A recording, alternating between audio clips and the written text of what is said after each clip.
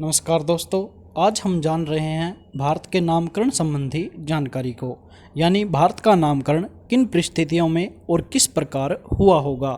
सर्वप्रथम भारत में जिस समय हड़प्पा सभ्यता थी, यानी सिंधु घाटी सभ्यता, जो भारत में सबसे प्राचीन सभ्यता के रूप में जानी जाती है, उसका पतन हुआ। उस समय भारत में आर्यों का आगमन हुआ था, यानी मध्य एशिया से, यानी मैक्स मुलर के अनुसार मध्य एशिया से आर्य भारत आए थे चरागाह की तलाश में। और जब वे चरागाह की तलाश करते करते सप्त सिंध प्रदेश में, यानी सिंधु नदी के आसपास के क्षेत्र में स्थायी रूप से रहने लगे, तो वो अपने आप को आर्य यानी श्रेष्ठ मानने लगे थे और अपनी संस्कृति से भिन्न दिखने वाले लोगों को अश्रेष्ठ यानी अपने से ज़्यादा श्रेष्ठ नहीं मानते थे, जिस कारण उन्होंने अपने अक्षेत्र को आर्यवर्त यानी श्रेष्ठ लोगों का अक्षेत्र कहा और भारत का पहला नामकरण हुआ आर्यवर्त। उसके कुछ समय बाद यानी यूनानी, जिस प्रकार सिकंदर भारत आया,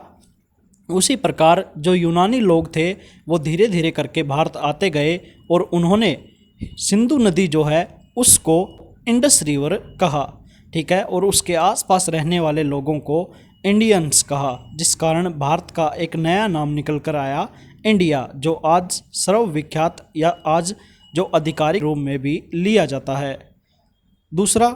जब ईरानी भारत आए तो उन्होंने से का उच्चारण है वो है से किया और सबसे पहले भारत में प्रवेश करने के लिए उन्हें सिंधु नदी के पास से गुजरना पड़ता या सिंधु नदी को पार करना पड़ता, और वे सिंधु यानी से का उच्चारण है से करते थे, तो सिंधु को उन्होंने हिंदू कहा और सिंधु नदी की घाटी में रहने वाले लोगों को हिंदुस्तानी कहा, जिस कारण भारत का तीसरा नाम हिंदुस्तान निकल कर आया। अब आते हैं हम बात चौथे नंबर की करते हैं कि भारत का जो फिलहाल भारत नाम है वो किस प्रकार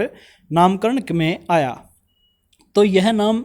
जो दो अवधारणाएं मानी जाती हैं वो ये हैं कि जो जैन धर्म के प्रथम तीर्थंकर थे राजा ऋषभदेव या ऋषभदेव जो थे, नाभिराज जिनको बोलते हैं, जो स्वयं ब्रह्मा के पुत्र थे, उनका एक पुत्र था, यानी ऋषभदेव का एक पुत्र था जिसका नाम था भरत। और एक तरफ जो दूसरी अवधारणा है वो है राजा दुष्यंत